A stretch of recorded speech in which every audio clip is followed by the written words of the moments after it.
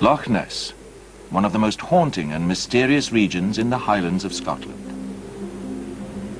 Every year, around 1 million people are drawn to the loch to experience its unique atmosphere, to gaze upon its somber and majestic scenery, and perhaps catch a glimpse of the creature that dwells in its depths.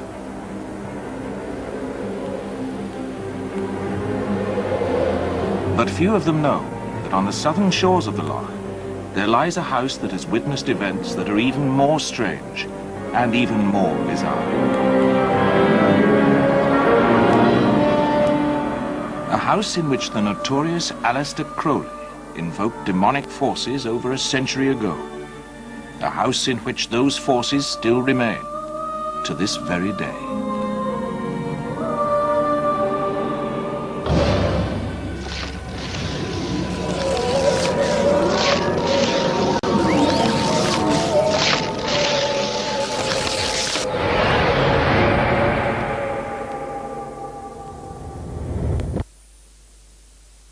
Crowley was a rich kid.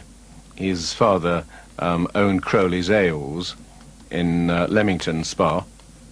But unfortunately, he was a member of a family of Plymouth Brethren in the 19th century. He was born in 1875. And the result was that he came to absolutely hate anything that looked like religious authority. It is true, I think, that his childhood was pretty oppressive. As an adult, Crowley was a gifted individual by anyone's standards. Painter, poet, author, chess master, and distinguished mountaineer.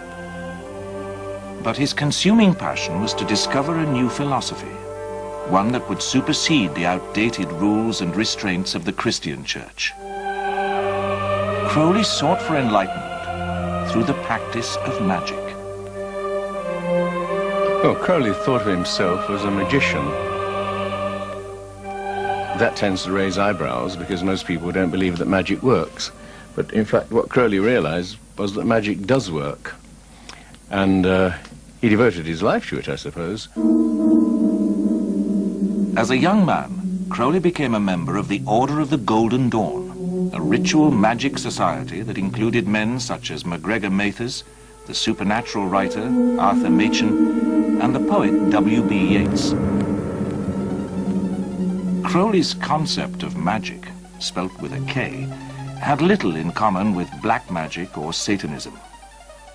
Crowley saw it as a doctrine or technique for making contact with spiritual entities for the purpose of expanding human consciousness onto a cosmic plane.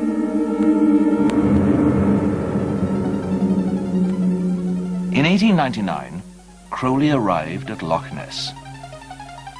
He was immediately drawn to Boleskine House as the ideal location he required to perform a complex and demanding magical rite.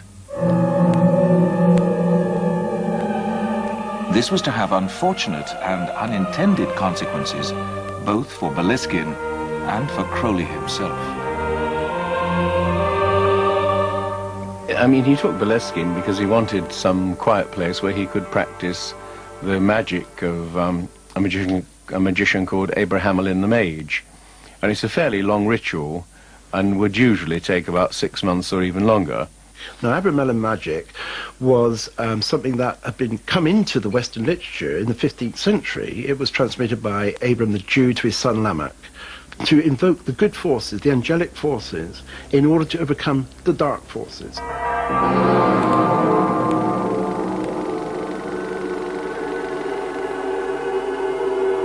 He had to have an isolated house that was indicated. And it had to have a terrace, kind of a flat area outside, and it had to be without nosy neighbors. I don't know how he heard about Boleskine, but he must have been attracted to the name because it's actually derived from Baal, the bloody god of the Babylonians. He spent almost a year looking for this type of house. It had to be a house which opened onto the north, doors opening onto the north, with a terrace which he could cover with fine river sand, and with a part of the house where the spirits, which he called that, would congregate. The reason for this fine sand is that, just so that for your own affirmation that this process is not just pure imagination, as it were, fantasy, that you can see the feet marks of the beings you're invoking, so afterwards.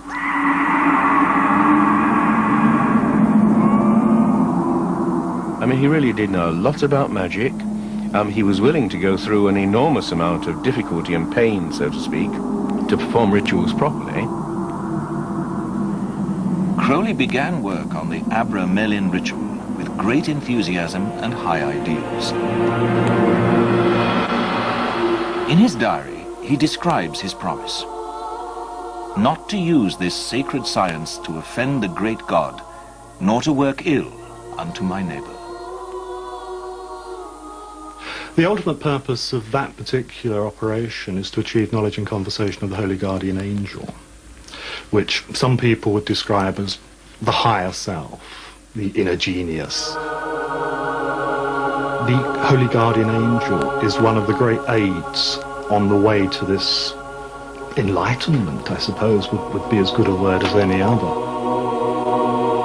A guardian angel is a name of convenience for this guide, who will see you through, and who's on your side. It's your own personal guide.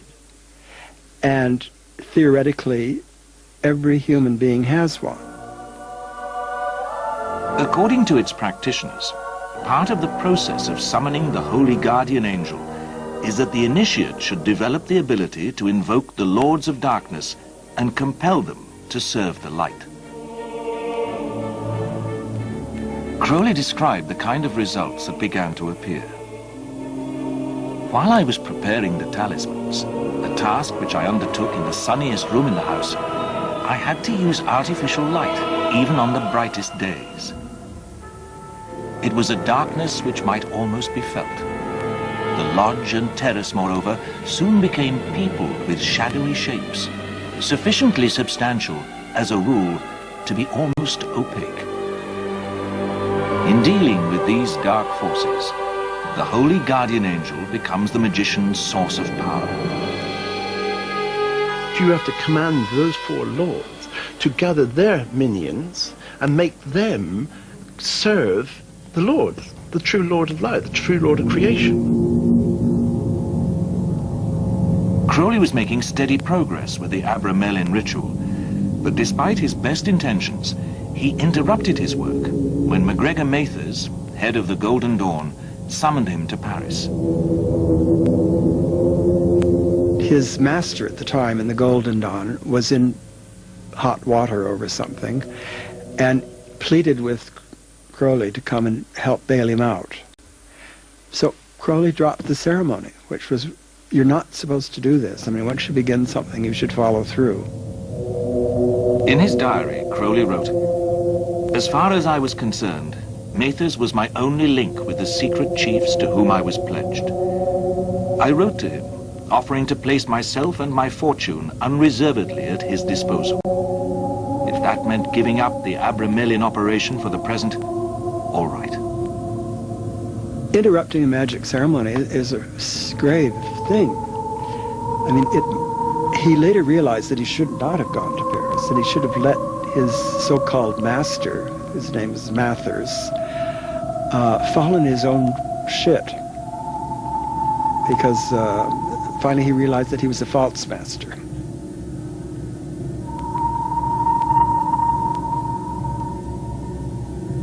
If you invoke the spirits to come and help you out or to teach you or whatever, there's something important that has to be done afterwards. You banish them, you clear the air. He never did that.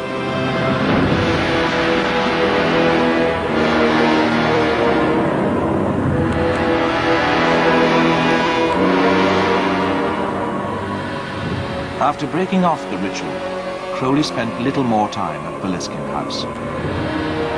But whilst he may have left Boleskine, the forces he had unleashed did not.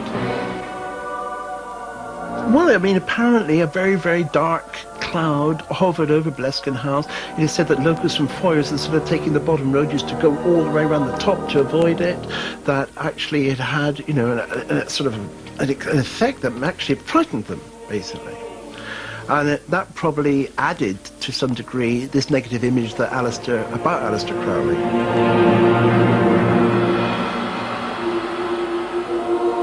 I think anybody who tries to control the spiritual world is going to make a mess of it, because these spiritual forces and entities don't want to be controlled, and they will come in, pretend to be helpful, and then take over themselves. Now, when he failed in that Abramelin magic, I think obviously there would be bad effects, and they could have easily used that place now as an intersection point. It may be something that they have got some type of connection to now. In other words, that, like say, in some type of battle where you now seize that area of territory, they might consider that's their territory now. In the years that followed Crowley, Boleskine House frequently changed hands. Many of its owners suffered either professional or personal misfortune. The British film star George Sanders was one of the investors in a piggery venture at the house. The business collapsed. One of the partners was later jailed, and many of the abandoned animals starved and died.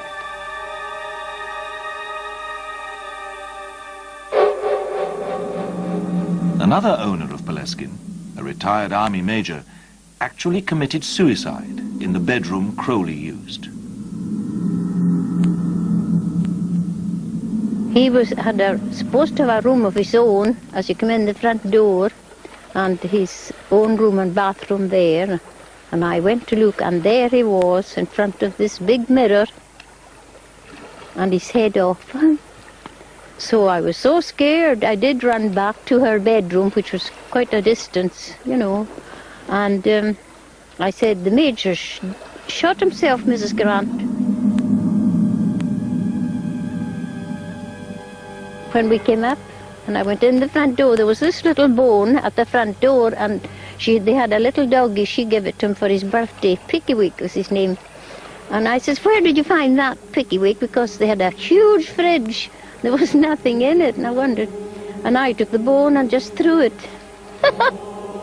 My husband used to laugh afterwards at what I did. Anyway, the detectives, I told the detectives this. We knew it was a bone of his skull. Yeah, it was a bit of Edward's skull. They found it, We put into the coffin with the rest.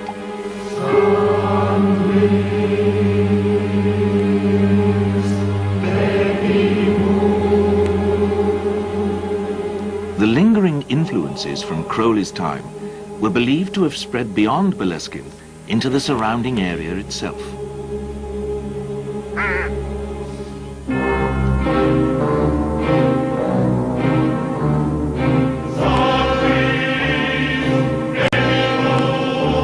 One of the things Ted Holliday observed about the Loch Ness Monster was that, and he spent years hunting after it, he seemed to behave in some ways like a supernatural being.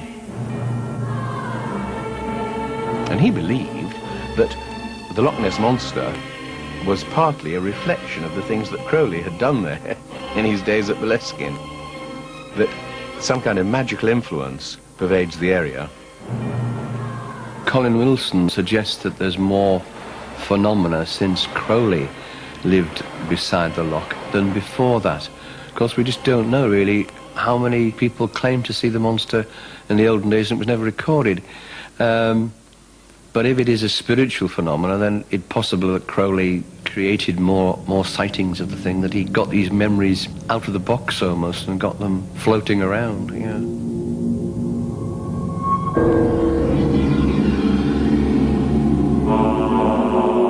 Crowley's ambitious attempt to summon demons and turn them towards good was always liable to be misunderstood.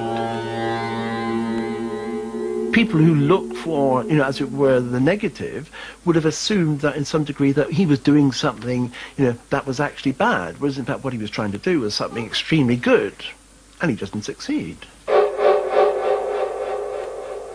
Dennis Wheatley used to say at the beginning of his books on witchcraft and magic that he really strongly advised people not to try this, and I used to think, ha, what a joke, how silly. But in point of fact, Wheatley's perfectly right. If you mess around with this kind of thing, you get tainted by it, and unpleasant things tend to happen. And I think that this is, in fact, what happened to Crowley.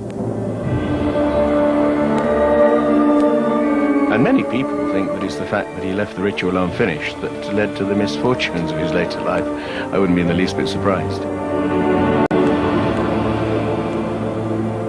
Crowley's subsequent career was indeed dogged by scandal and controversy, and a rather unsavory reputation grew up around him in the popular press.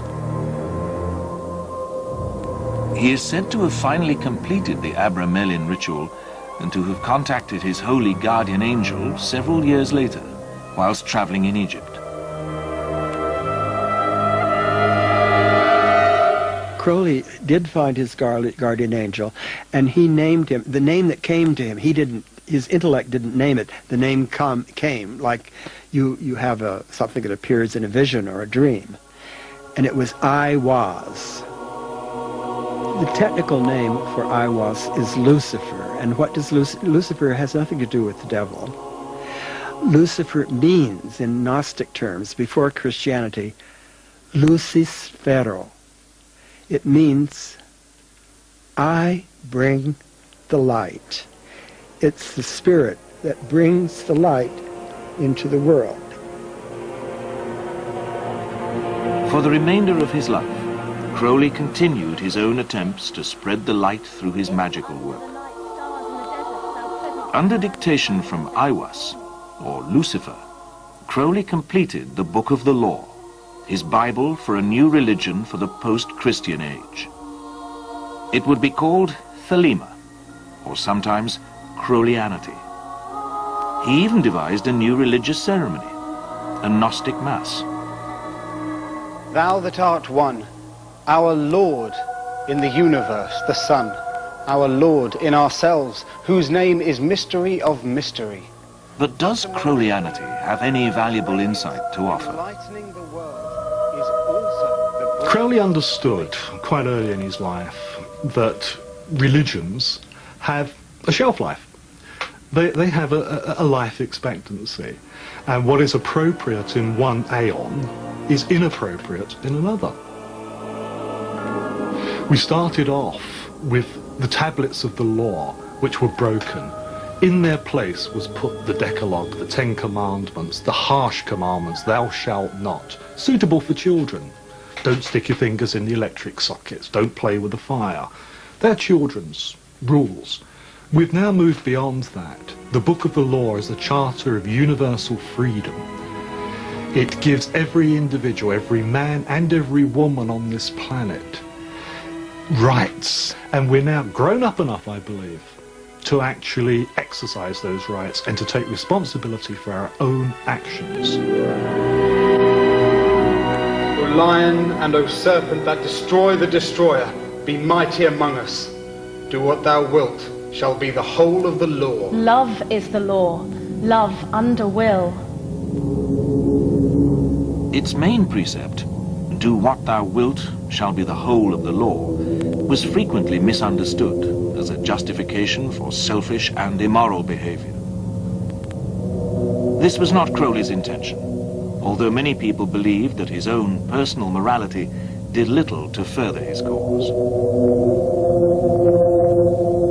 I mean, people said, oh, that it's just an excuse for sex and everything, but I mean, his creed, do what thou wilt, shall be the whole of the law, doesn't just mean go and do anything you like or go and kill people. Or it means find what your true will in this world is and fulfill it, which is, I guess, what most sane people would want to do.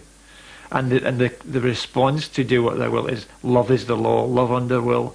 So one would say if you fulfilled that, you're not likely to do anyone any harm except maybe yourself.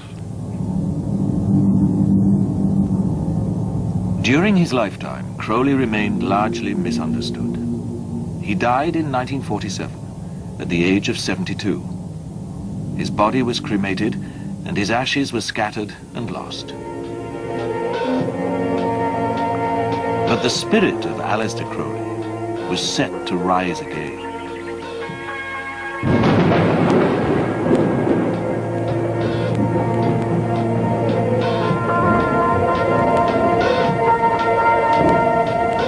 the 1950s, American filmmaker Kenneth Anger began a series of films directly inspired by Crowley's work. Crowley's rebirth as a cultural icon for a restless and rebellious generation was underway.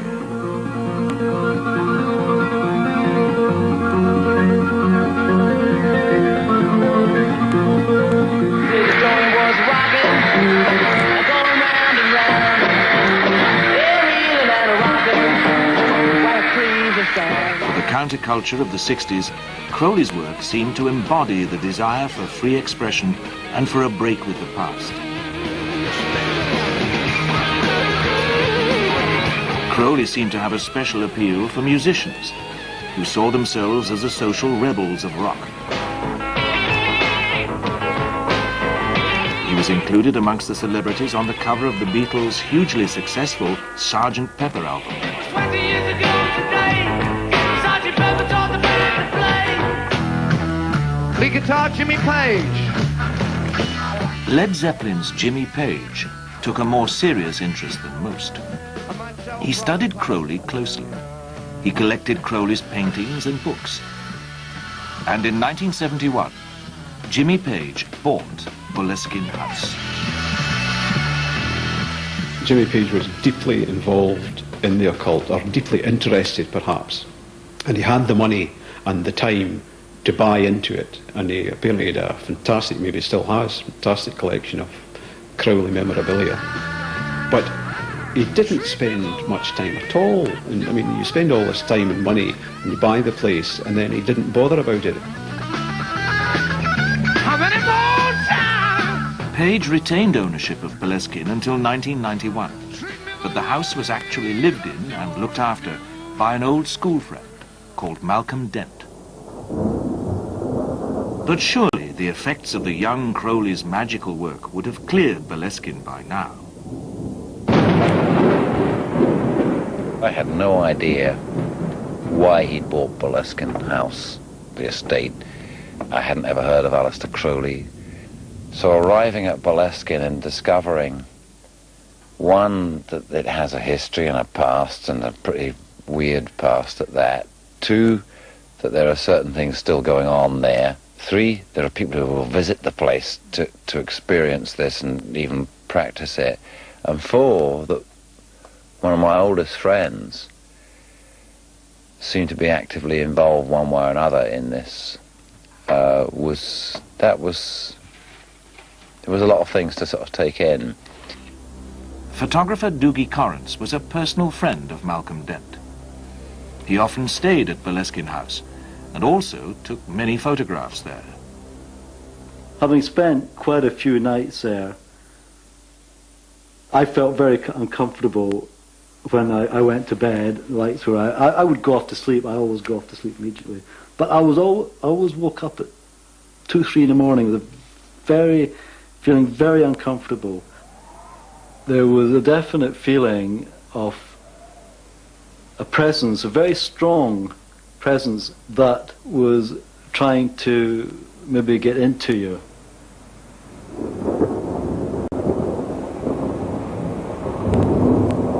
Probably one of the first episode that made the biggest impression on me was sitting in bed or half lying in bed, and something outside the door of my bedroom was snuffling under the door, which it started off as if it was a dog and then became very much more powerful as a sound and as a noise and as an impression, to the extent that I snapped on a light beside the bed and was, well, I have to confess, very, very frightened, because it became extremely noisy and as if the door was going to come through.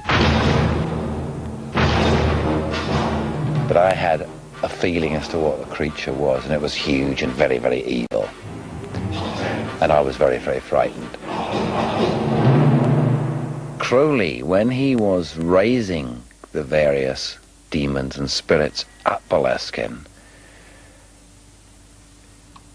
failed to banish all of them back from whence they came, and that one or two residues been left behind. And he actually mentions that he had left this one bricked up, as he put it, in the centre of Boleskine House.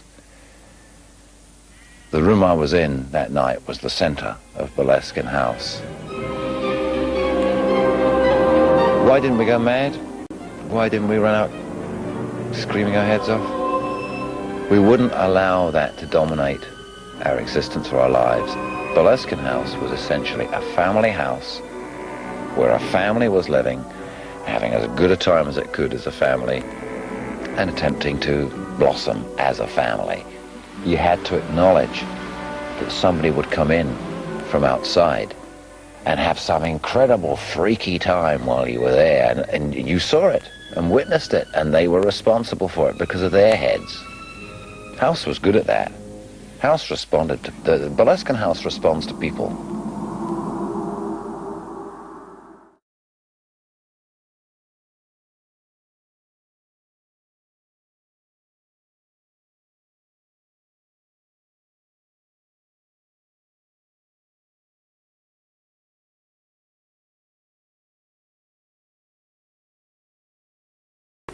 Boleskine House did acquire new owners, but they have so far refused to be interviewed by television or the press.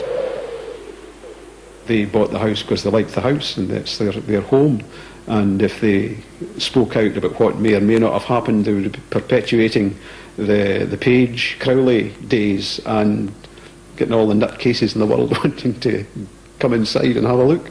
So by keeping quiet and not saying anything, perhaps they hope that these strange people will go away. But can the lingering effects of the past ever be erased from Boleskine House? I think it ought to be blessed.